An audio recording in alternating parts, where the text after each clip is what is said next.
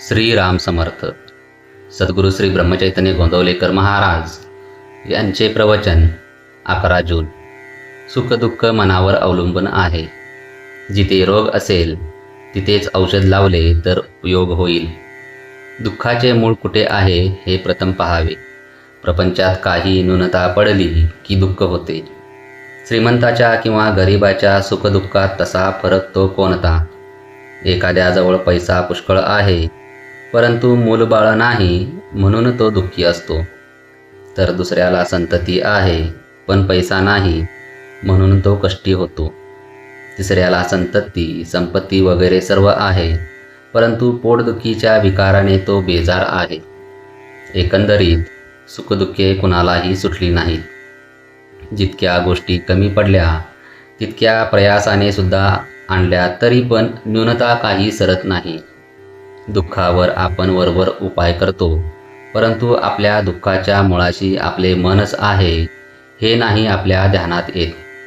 खरोखर सुखदुःख हे वस्तूत नसून आपल्या मनस्थितीवरच अवलंबून आहे.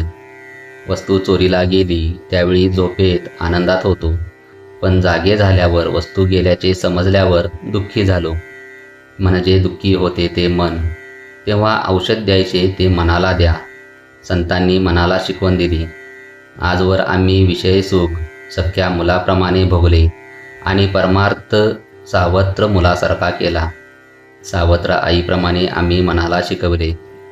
ज्याचा सहवास झाला त्याप्रमाणे मनावर परिणाम होऊ लागले. विषयाचा सहवास गर्भापासून आपण ठेवतो म्हणून विषयापासून मिळणारा आनंद खरा असे मानू लागलो. ज्याचे बीज लावावे त्याची फळे खावी. आपण विषयाचे बी पेरतो आणि विषयाची फळे दुःखदायक आहेत म्हणून मग शोक करतो. याला काय करावे? व्यापारी दरवर्षी आढावा घेतात त्याप्रमाणे माझे विषय किती कमी झाले हे आपण पाहावे. जितकी प्रपंचाकरिता तळमळ करतो तितकी भगवंताकरिता करावी.